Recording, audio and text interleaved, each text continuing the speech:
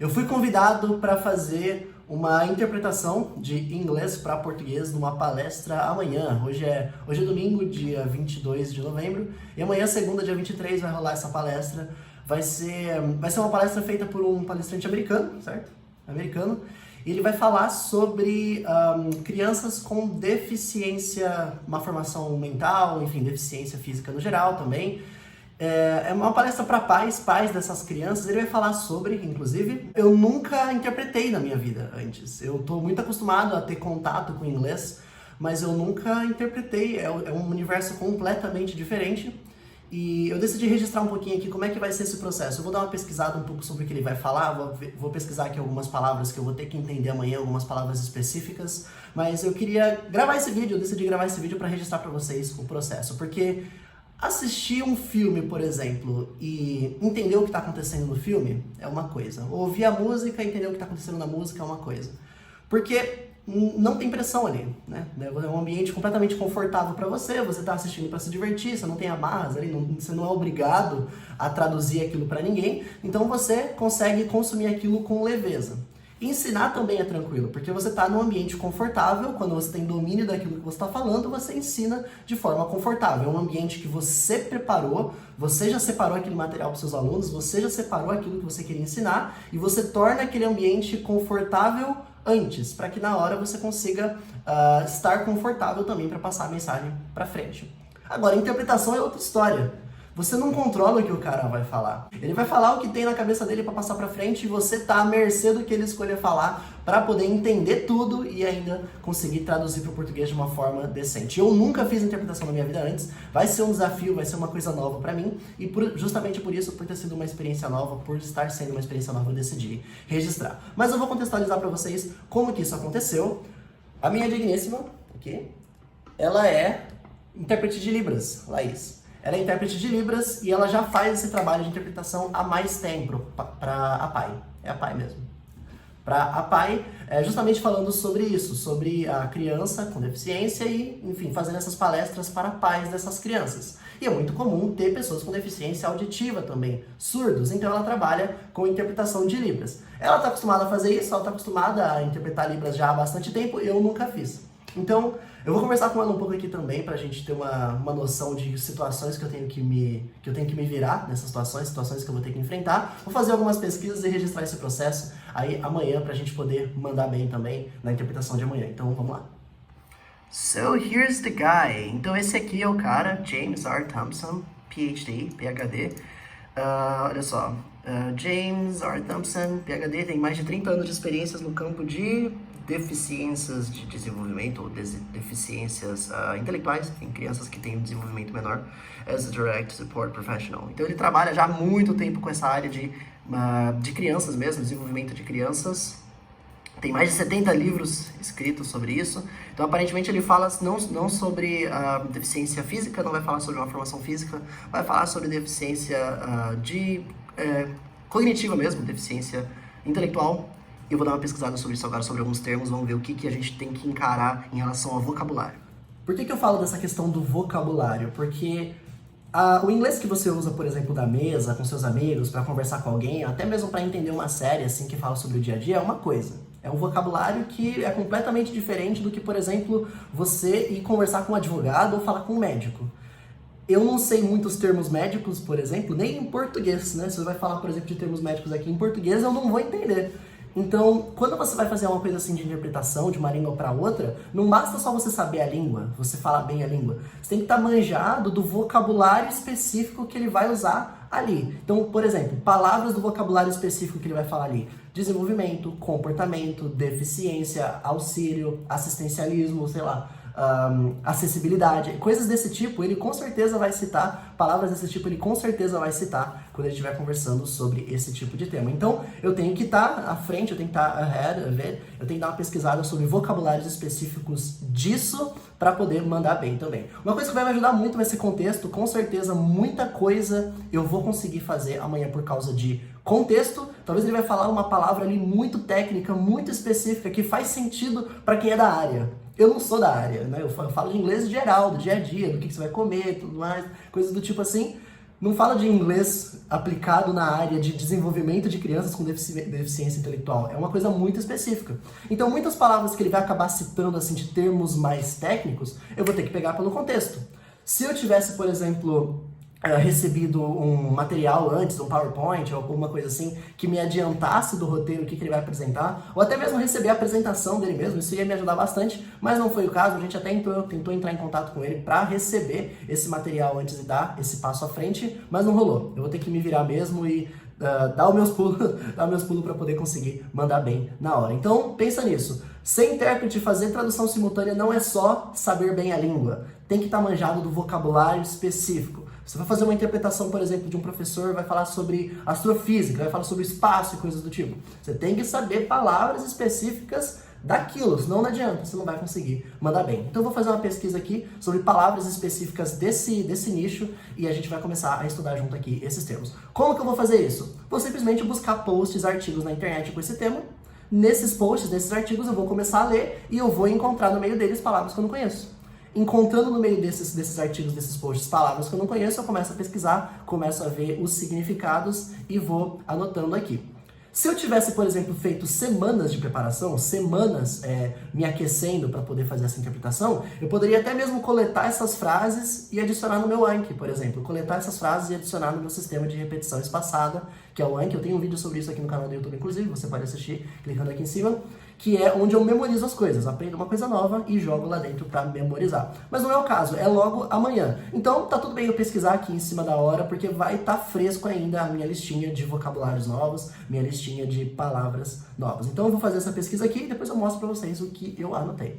Então, falando em vocabulário específico que eu vou precisar saber, eu vou começar pesquisando os lugares que ele trabalhou, porque ele com certeza no começo da apresentação vai comentar sobre os projetos que ele já fez sobre esse tema de crianças com deficiência e tudo mais, ou coisa do tipo. Com certeza ele vai falar de alguma coisa que ele já trabalhou, algum lugar que ele já esteve, algum projeto que ele já concluiu, e com certeza ele vai citar algum desses nomes desses projetos. Então, coisas como, por exemplo, olha só, American Association on Intellectual and Developmental Disability Support Intensity Scales. Olha o nome disso, deve ser uma sigla gigante. Se tiver siglas, e se não tiver ainda, pelo menos tem que ter um nome em português bom formado para isso.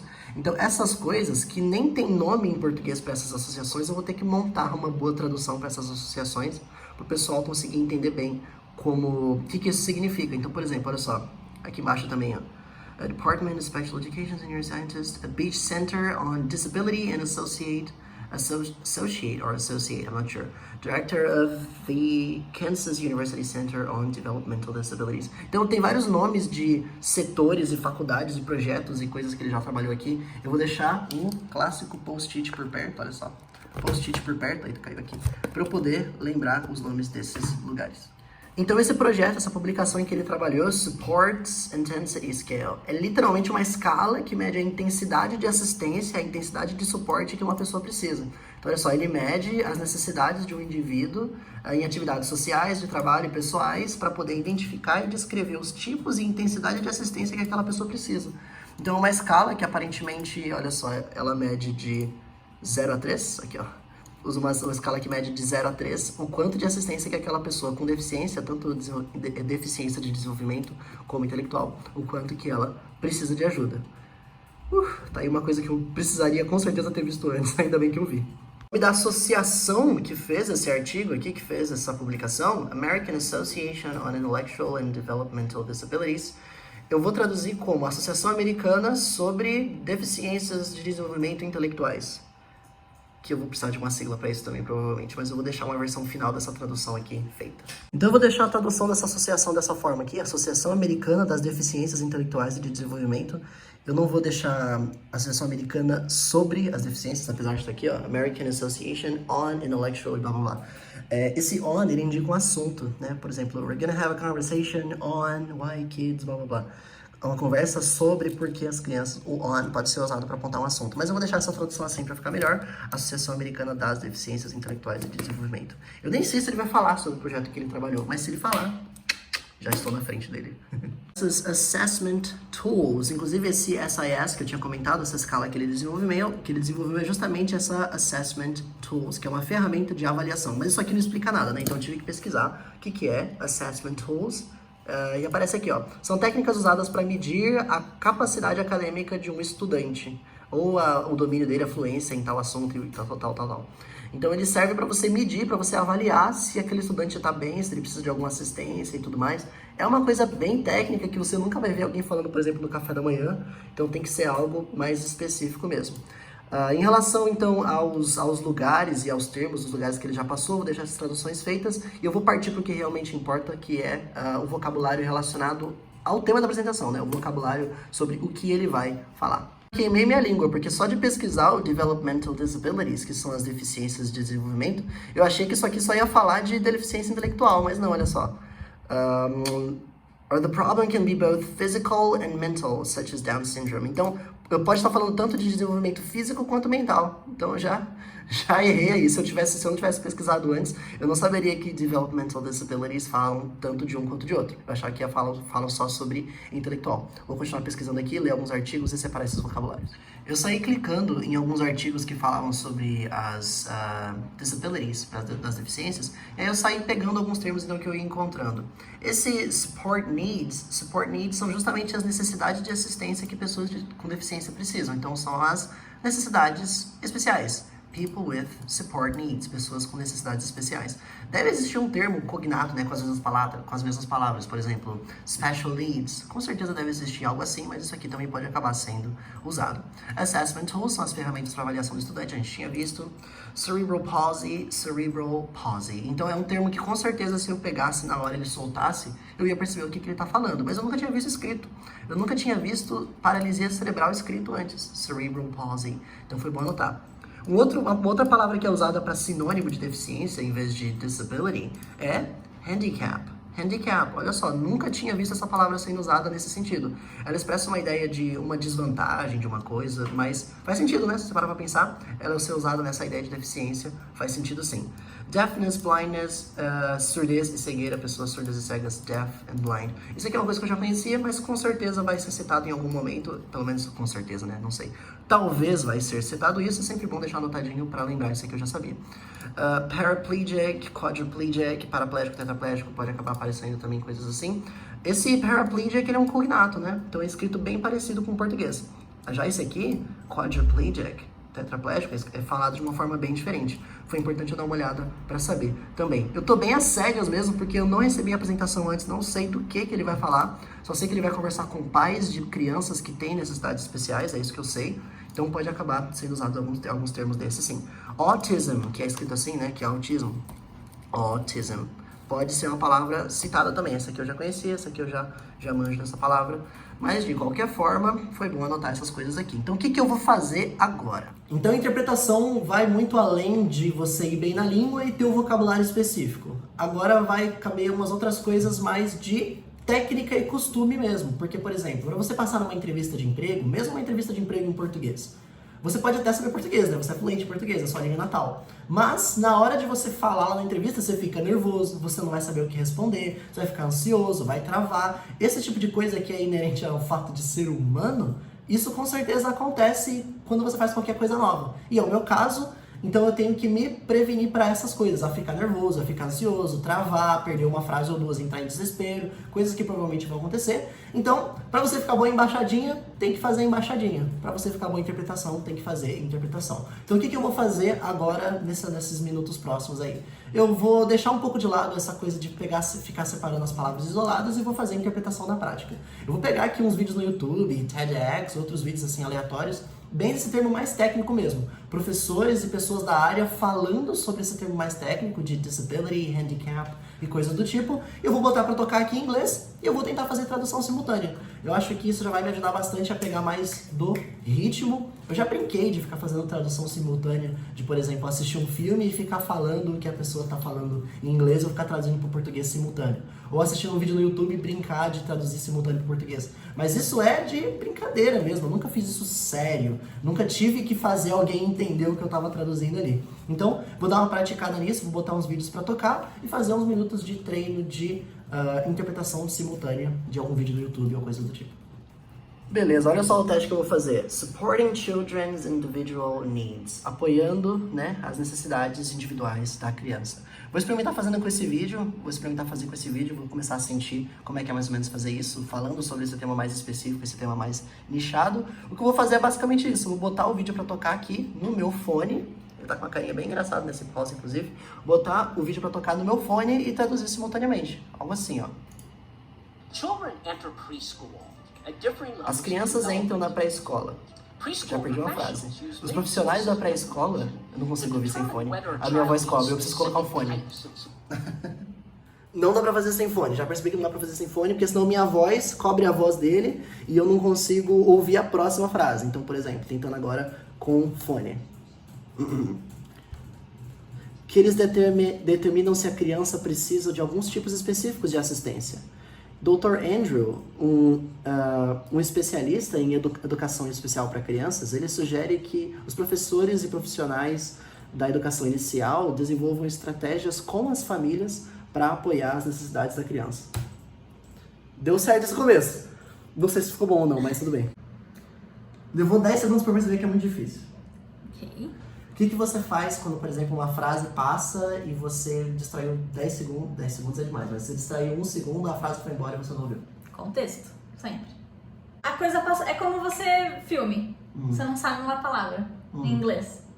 Como você pega essa palavra? Contexto. Contexto. Mesma coisa com frases, contexto, situação, assunto. É isso. E quando ele, por exemplo, ele conclui um pensamento, ele estava explicando, aí ele concluiu o pensamento. Na hora dele concluir o pensamento, você não ouviu qual era a conclusão do pensamento. Existe, por exemplo, pedir para ele repetir ou interromper? Sure, sim. Sim, tem. Sim? Você pediria para... Com certeza. Ok. Você já interpretou de inglês para Libras alguma vez? Já. Inglês para Libras? Música. Estudei. Ok. Legal. Ok. Amanhã provavelmente vai ser ele falando em inglês, passando pra mim, e aí eu em português passo pra ela, faz a terceira interpretação em Libras. Só que você também pode ouvir os dois ao mesmo tempo. Sim. Isso vai te confundir? Não. O Luca é brabo mesmo, mano. Então não tem pra onde fugir, é difícil mesmo, eu tô nervoso. Não vocês vão mudar bem. Mas eu vou simplesmente ficar os próximos minutos aqui, as próximas horas, ouvindo inglês e tentando traduzir pro português, vou ficar fazendo isso. E, enfim, quem sabe, né? Se Deus quiser vai ser bom isso aí. Eu vou fazer isso aqui um pouquinho e depois eu volto, depois de algumas horas, algumas meias horas aí fazendo isso, pra contar se eu tô me sentindo mais confortável só de ter feito por mais algum tempo. Eu acho que sim, acredito que sim, né? O corpo humano é assim, você começa a achar estranho, os primeiros minutos acha estranho. Depois que você desenvolve, você se acostuma, você vai pegando o ritmo da coisa. Eu acho que vai dar bom, sim. Vamos lá. Quando eu tava crescendo, eu joguei hockey até que eu tinha 12 anos de idade. Eu ficava mais velho e eu percebia que era cada vez mais difícil de acompanhar as outras pessoas. E eu ficava bravo e frustrado. Bem difícil de acompanhar. Durante um tempo, eu não joguei nenhum esporte. Não tive muitos amigos e eu me sentia jogado pro lado, eu me sentia triste. Houve um tempo em que as pessoas com deficiências intelectuais eram simplesmente escondidas, afastadas da sociedade. Ninguém pensava que eles poderiam participar nos esportes. Imagina ser um membro valioso da sociedade. E nos anos 60, o Dr. Frey Kanan, um cientista da Universidade de Toronto, estava estudando os efeitos dos exercícios regulares na evolução das crianças com deficiência intelectual. Deixa eu pausar aqui, ó. Dá uma olhada de como é que tá esse som aqui. Eu tô ouvindo no fone, senão não consigo fazer, mas eu vou voltar um pouco para vocês verem, ó. Imagina ser um membro valioso da sociedade. Então é assim que ele tá falando, eu tô ouvindo aqui no fone.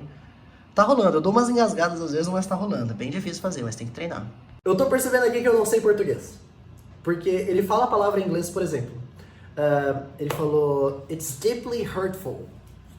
Hurtful, que causa hurt. Meu Deus, qual é a palavra em português que causa hurt? Que é quando você bate assim, faz hurt, dor, doloroso. Tipo assim, eu pego a imagem e fala hurtful, eu imagino a pessoa lá, hurtful. Só que a palavra do português doloroso, dolorido, a palavra não vem rápido, porque eu fico tão imerso no que ele tá falando lá em inglês, que é tão visual pra mim. Eu sempre tive essa coisa, o inglês é muito visual, eu olho pro rosto da pessoa, o sentimento, e pouco a palavra do português que eu vou usar pra traduzir. E agora a minha arma tá voltando contra mim, né? Porque eu sempre fui tão adepto do não precisa se preocupar com a palavra do português que você vai usar pra traduzir, e de fato, você não precisa. O visual é muito mais importante. Mas para você ser intérprete, você literalmente precisa da palavra do português que encaixa bem ali. E às vezes a imagem tá na cabeça e com a imagem não vem a palavra, vem primeiro o desenho da cena. E aí, até eu chegar na palavra, ele já tá 3 frases na frente. Eu vou ter que lidar com isso. Então, quando você tá simplesmente aprendendo uma língua para poder usar na sua vida mesmo, porque você quer assistir as coisas que você gosta, você quer conversar com as pessoas, quer viajar e se virar, de fato, você só precisa ter a imagem do que aquela frase em inglês significa. Eu uso em tal situação, vai representar essa ideia.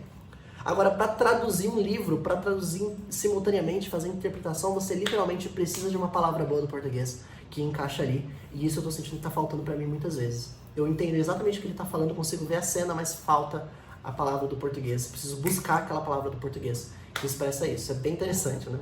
Mas a interpretação de inglês eu percebi que eu não sei a minha própria língua. Com esses primeiros testes que eu fiz aqui, a conclusão que eu chego é que realmente vai acontecer de algumas palavras mais técnicas, algumas expressões, algumas coisas passarem por mim sem eu saber o que ele está querendo dizer aqui, o que ele está querendo dizer ali tecnicamente, por eu não conhecer aquele termo, mas quando coisa do tipo assim acontece, dá para dar a volta pelo contexto, usar a frase anterior, usar a frase seguinte para poder expressar o que ele quer dizer de uma maneira mais geral. Então, na verdade, eu não vou educar muito em relação a isso. Uma coisa que, inclusive, ela lá falou para mim aqui, que eu vou aplicar não preciso exatamente falar junto com ele. Eu posso, por exemplo, deixar ele falar uns 60% da frase, avançar um pouco na frase, aí eu começo a falar aquela frase para que eu tenha um pouco mais de tempo de montar melhor no português aquela frase. Até porque, às vezes ele vai começar uma ideia e por causa da diferença das ordens das palavras na frase, do inglês para o português, eu vou precisar mesmo que ele avance na frase para eu saber do que ele está falando. Por exemplo, a gente coloca, o inglês na verdade, o inglês coloca os adjetivos antes do substantivo, ele dá as características da coisa e depois o nome da coisa. Em português, a gente coloca o nome da coisa primeiro. Então, por exemplo, se eu falo, por exemplo, uma casa extremamente velha, em inglês, extremely old house. O house está lá no final, eu preciso esperar ele chegar lá no final da house para eu saber que ele está falando de uma casa. Então eu meio que vou ser obrigado a esperar ele concluir ideias um pouco, avançar na frase para que aí sim eu comece a traduzir. Eu percebi que quando eu tento falar exatamente junto com a pessoa, ela começa a primeira ideia e eu já vou junto, falando junto, acaba embolando porque eu preciso que ele avance na ideia para que eu consiga formar bem a frase. Eu espero que isso não acabe causando um efeito contrário de eu esperar demais, aí quando eu começar a falar ele já avançou demais, aí eu me perdi, enfim.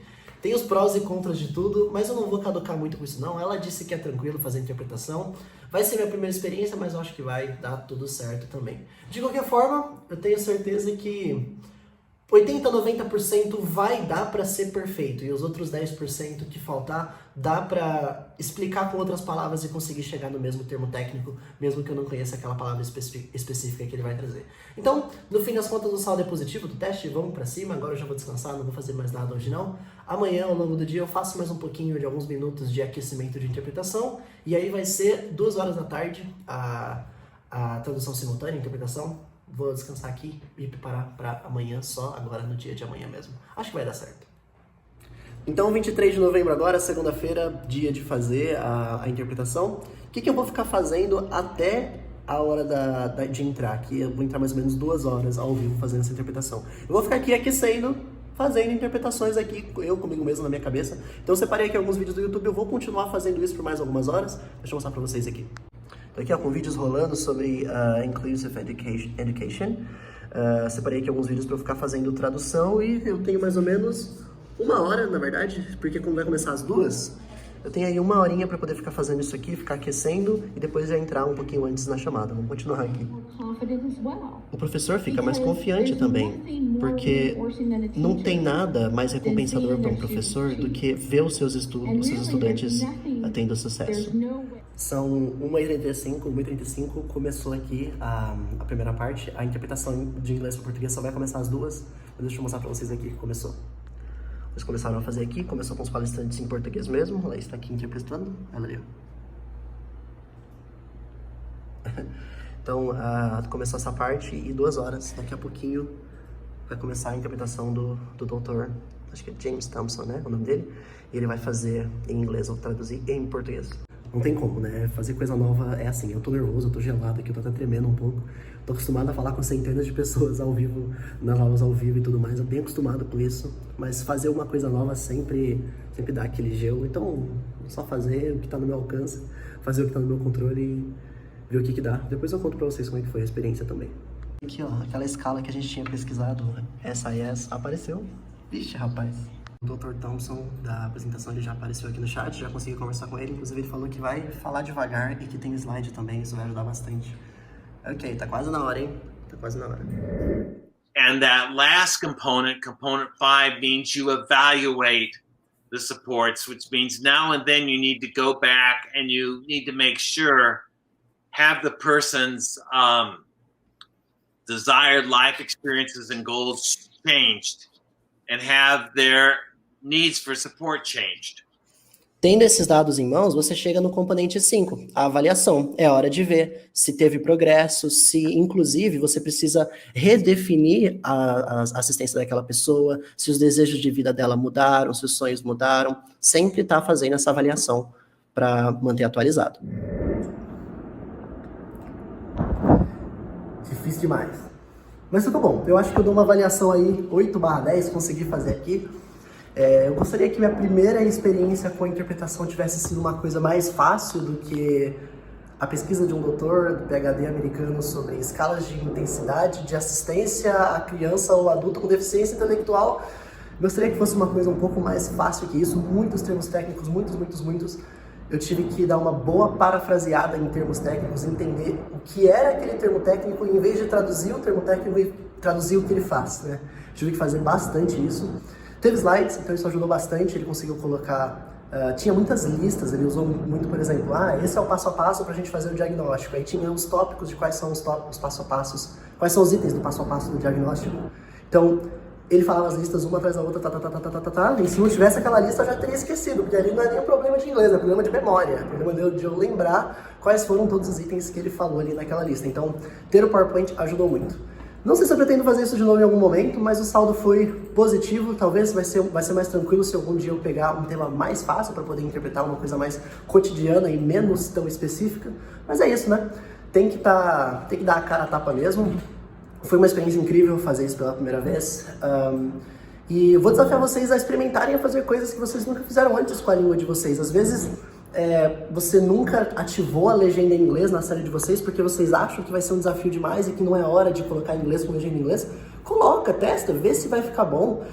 Pelo menos experimenta, né? Depois você descobre se você vai querer ficar com aquilo naquele momento ou se você vai deixar para depois. Mas testar é sempre muito importante. Eu não tenho muito o que aconselhar para quem pretenda fazer trabalho de intérprete especificamente no futuro, porque esse não é o meu trabalho, esse não é o meu nicho. Mas, de qualquer forma, valeu a experiência, eu gostei bastante. Espero que vocês tenham gostado do que eu registrei aqui também. Inclusive, vou deixar uma curiosidade aqui, olha só. Aqueles termos que eu tinha deixado anotado, isso aqui, ó, por exemplo, falando da escala de intensidade de assistência, falando do lugar onde o cara trabalhava, deixei o papel cair. O cara, né, o Dr. Thompson. Ele trabalhava na Associação Americana das Deficiências Intelectuais e do Desenvolvimento. Se eu não tivesse anotado isso aqui, ele realmente falou os nomes desses lugares, então eu ter anotado foi sucesso. A minha pesquisa de ontem foi essencial. Se eu não tivesse feito aquela pesquisa ontem, eu ia ter ficado bem perdido, então que bom que eu fiz. Então essa é o registro da minha experiência como intérprete, espero que vocês tenham gostado, foi até uma experiência positiva, eu me dou aí 8/10 dessa tradução. Infelizmente vocês não podem assistir porque foi um evento fechado, foi uma conferência fechada pra galera da APAI, mas de qualquer forma, tá aí o meu registro, espero que vocês tenham gostado. Me contem aqui embaixo o que vocês acharam, se vocês gostaram desse modelo de vídeo mais sem roteiro, mais só falando alguma coisa mesmo, abordando algum tema, me conta o que vocês acharam também, e eu vejo você nas próximas aulas de inglês. Até lá!